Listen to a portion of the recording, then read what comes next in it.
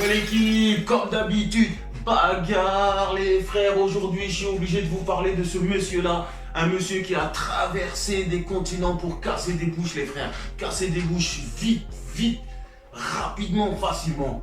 Monsieur Helio Gracie. Ce qui se passe dans cette affaire, c'est que le jiu-jitsu traditionnel vient du Japon. Donc le créateur de cette discipline-là, il est parti donc du Japon jusqu'au Brésil en traversant toute l'Europe.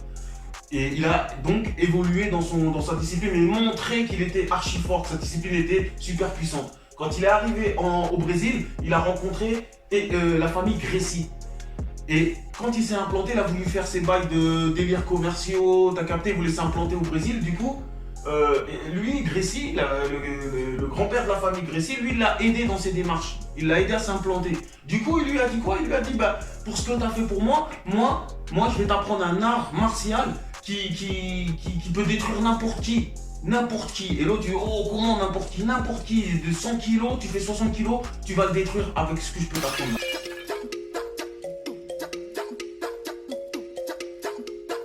Purchase your tracks today.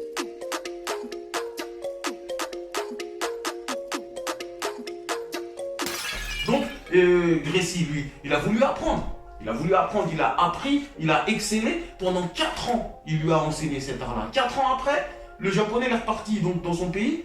Et Helio et la famille Gracie, ils ont développé cet art-là, le jiu-jitsu brésilien. Ils l'ont développé. Du coup, ils ont commencé à devenir super forts, tellement forts les frères.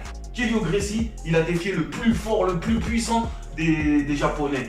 Mais comme le plus puissant, il s'est dit, oh, tu fais 60 kilos, moi je fais 100 kilos, je vais t'exploser, je t'envoie mon disciple, le meilleur disciple. Donc là, il y a un combat entre Helio Gracie qui doit prouver son art, invincibilité, et l'autre qui va lui montrer que ton art, il est claqué. Donc un combat de malade qui se passe, et Gracie, Helio Gracie, lui, il le balade, il le malmène. Là, regarde, il l'envoie facilement, tellement, le gars, il connaissait pas les prises. Du coup, il se fait prendre dans des étranglements, dans des trucs qu'il connaissait pas. Et il finit comme KO les frères. Il dort. Vous comprenez? Donc là les gens ils vont commencer à dire oh c'est sérieux là. C'est sérieux. C'est réel. Tu sais, à cette époque-là, ils n'avaient pas l'habitude des soumissions, des endormissements et des bails comme ça. Du coup il a commencé, il était fort, tout le monde parlait de ça. Hein. Il s'est fait un nom, etc. Et ce qui s'est passé, c'est qu'il a commencé à défier, tellement il était fort, personne ne pouvait le battre, il a défié toutes les disciplines. Capoeira, boxe, enfin, tout ce qui existait à ce moment-là.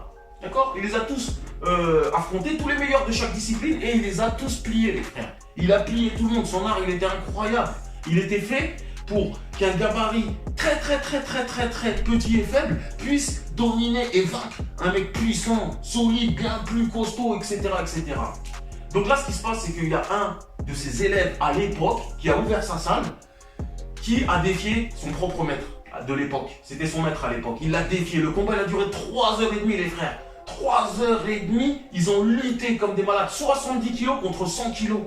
66 kilos contre plus de 100 kilos, les frères. Vous captez? Du coup, c'était un combat de malade. 3h30, les frères. Une lutte de 3h30, les frères. Je sais pas si vous vous rendez compte. Et il finit par perdre. Helio Gracie, il a perdu. Mais il a perdu par combat qui s'arrête. Hein. On voit qu'il est fatigué. On voit tellement il a donné pendant 3h30. On voit qu'il est fatigué. Hein. Il est vraiment fatigué, là, les frères. Mais, donc lui, il a gagné par, on va dire, abandon. C'est ça, c'est une réalité. Donc ce qui se passe, c'est quoi? C'est qu'il y a beaucoup de monde qui est parti de son école pour aller dans l'école du vainqueur. Vous comprenez? Et il y a son neveu, Helio Gracie, qui avait excellé, c'était meilleur, qui n'était pas d'accord, les frères. Il n'était pas d'accord, il a dit quoi? Toi, t'as pété mon oncle? Viens là, et donc il l'a défié. Sauf que lui, il faisait 75 kilos. Donc déjà, c'était mieux pour affronter le mec de 100 kilos là. Donc gros combat, les frères. Gros combat. Ce qu'il y a, c'est que le neveu Gracie là, c'était le meilleur.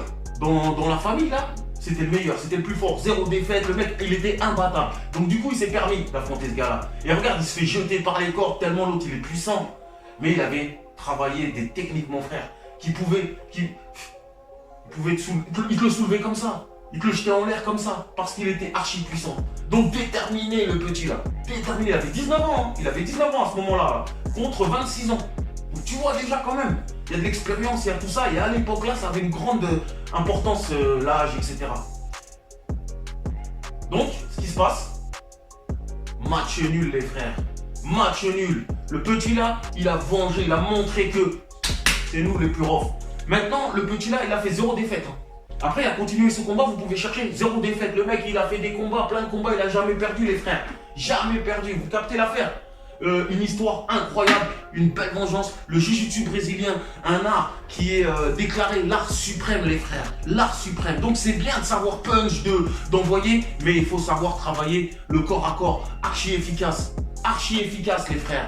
Donc voilà, c'est un truc qu'il faut apprendre, les frères. Il faut apprendre, il faut travailler ce truc-là. Croyez-moi, c'est banks. Donc dans les vidéos, on va travailler ça ensemble. Arrête, suivant.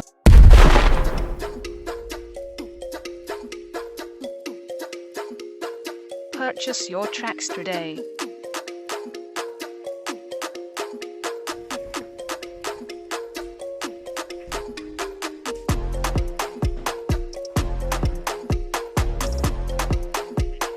Beats by SV.com.